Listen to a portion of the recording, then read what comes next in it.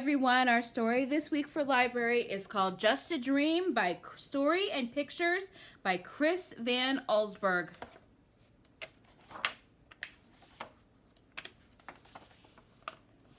As usual, Walter stopped by the bakery on his way home from school.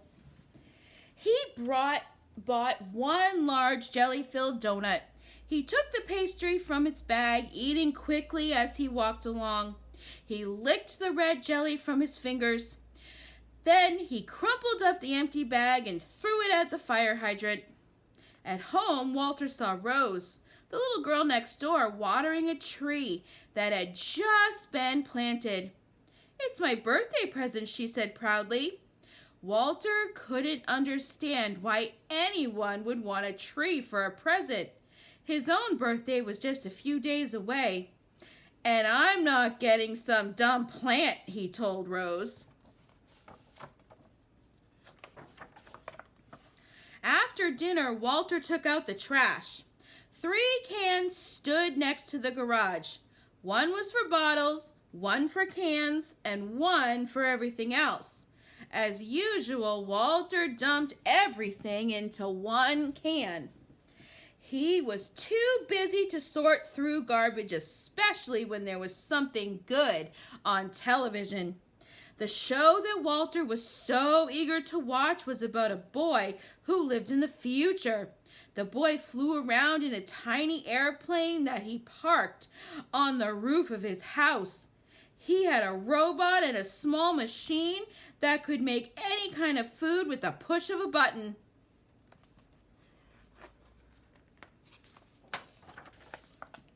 Walter went to bed wishing he lived in the future. He couldn't wait to have his own tiny plane, a robot to take out the trash, and a machine that could make jelly donuts by the thousands. When he fell asleep, his wish came true. That night, Walter's bed traveled to the future.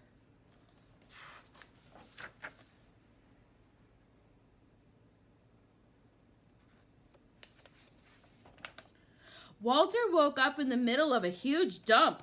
A bulldozer was pushing a heap of bulging trash bags toward him. "Stop!" he yelled. The man driving the bulldozer put his machine in neutral. "Oh, sorry," he said. "Didn't see you." Walter looked at the distant mountains of trash and saw half-buried houses. "Do people live here?" he asked. "Not anymore," answered the man. A few feet from the bed was a rusty old street sign that read Floral Avenue. "Oh no," gasped Walter. He lived on Floral Avenue. The driver revved up his bulldozer. "Well," he shouted, back to work." Walter pulled the covers over his head. This can't be the future, he thought. I'm sure it's just a dream. He went back to sleep, but not for long.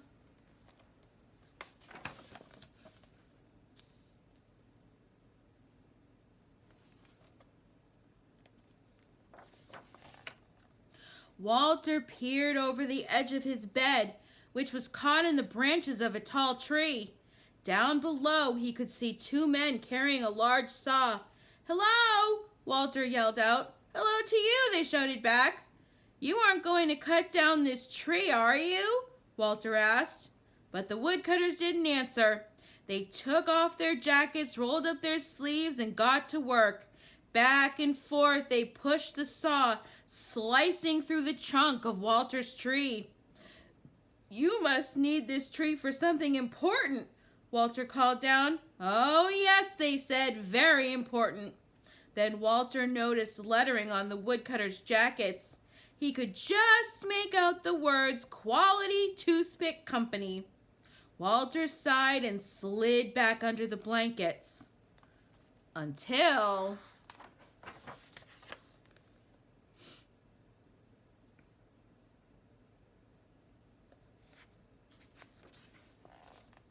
Walter couldn't stop coughing. His bed was balanced on the rim of a giant smokestack. The air was filled with smoke that burned his throat and made his eyes itch. All around him, Dozens of smokestacks belched thick clouds of hot, foul smoke. The workmen climbed one of the stacks. "What is this place?" Walter called out. "This is the Maximum Strength Medicine Factory," the man answered. "Gosh," said Walter, looking at all the smoke, "what kind of medicine do they make here?" "Wonderful medicine," the workman replied, "for burning throats and itchy eyes." Walter started coughing again. "Can I get you some?" the man offered. "No thanks," said Walter. He buried his head in his pillow, and when his coughing stopped, he fell asleep. But then...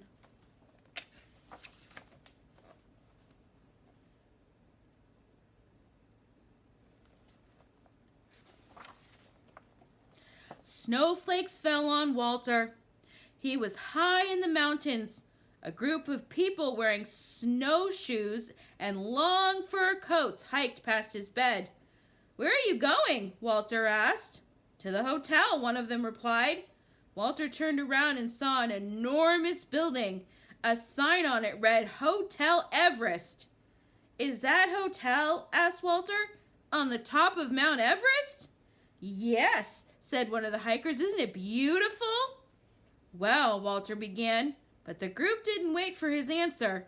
They waved goodbye and marched away. Walter stared at the flashing yellow sign, then crawled back beneath his sheets.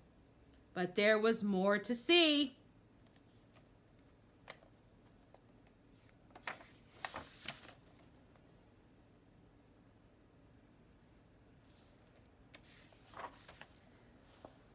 Walter's hand was wet and cold. When he opened his eyes, he found himself floating on the open sea, drifting toward a fishing boat. The men on the boat were laughing and dancing. "Ship ahoy!" Walter shouted. The fisherman waved to see him. "What's the celebration for?" he asked. "We've just caught a fish," one of them yelled back. "Our second one this week."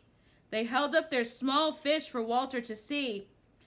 "Aren't you supposed to throw the little ones back?" Walter asked. But the fishermen didn't hear him. They were busy singing and dancing. Walter turned away. Soon the rocking of the bed put him to sleep. But only for a moment.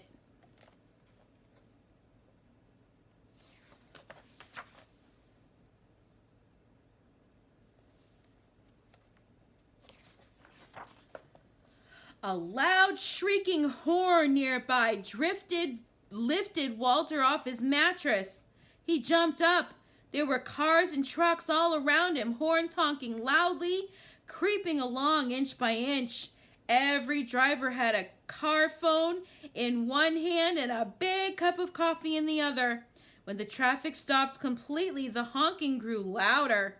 Walter could not get back to sleep. Hours passed, and he wondered if he'd been stuck on this highway forever. He pulled his pillow tightly around his head. "This can't be the future," he thought. "Where are the tiny airplanes, the robots?" The honking continued into the night, until finally, one by one, the cars became quiet as their drivers, and Walter went to sleep. But his bed traveled on.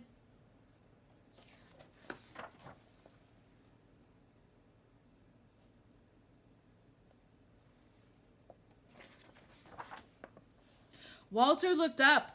A horse stood right over the bed, staring directly at him. In the saddle was a woman wearing cowboy clothes. "My horse likes you," she said. "Good," replied Walter, who wondered where he'd ended up this time. All he could see was a dull yellow haze. "Son," the woman told him, spreading her arms out in front of her, "this is the mighty Grand Canyon." Walter gazed into the foggy distance. "Of course," she went on, "with all this smog, nobody's gotten a good look at it for years." The woman offered to sell Walter some postcards that showed the canyon in the old days. "They're real pretty," she said. But he couldn't look. "It's just a dream," he told himself. "I know I'll wake up soon back in my room." But he didn't.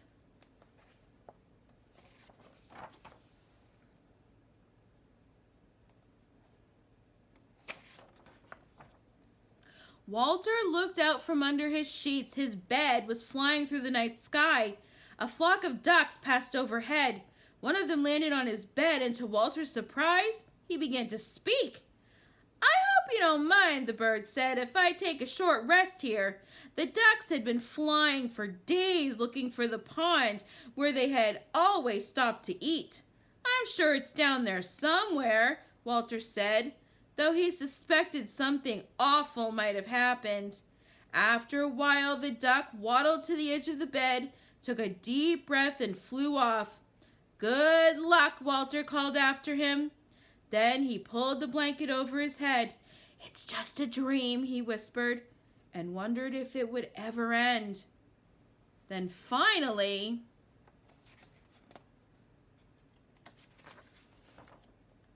Walter's bed returned to the present. He was safe in his room again, but he felt terrible. The future he'd seen was not what he'd expected. Robots and little airplanes didn't seem very important now. He looked out his window at the trees and lawns in the early morning light, then jumped out of bed. He ran outside and down the block, still in his pajamas. He found the empty jelly donut bag he'd thrown at the fire hydrant the day before. Then Walter went back home, and before the sun came up, sorted all the trash by the garage.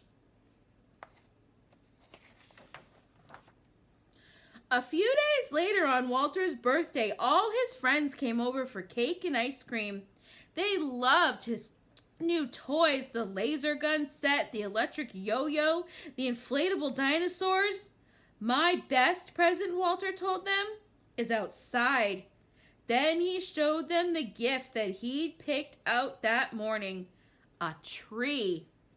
After the party, Walter and his dad planted his birthday present. When he went to bed, Walter looked out his window. He could see his tree and the tree Rose had planted on her birthday.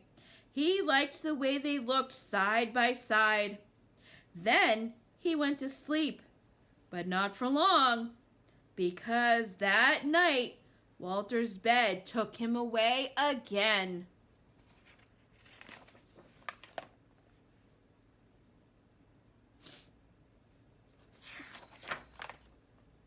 When Walter woke up, his bed was standing in the shade of two tall trees. The sky was blue. Laundry hanging from a clothesline flapped in the breeze. A man pushed an old motorless lawnmower. This isn't the future, Walter thought. It's the past. "Good morning," the man said. "You found a nice place to sleep." "Yes, I have," Walter agreed. There was something very peaceful about the huge trees next to his bed. The man looked up at the rustling leaves. "My great-grandmother planted one of these trees," he said, "when she was a little girl." Walter looked up at the leaves too, and realized where his bed had taken him. This was the future, after all. A different kind of future. There were still no robots and tiny airplanes.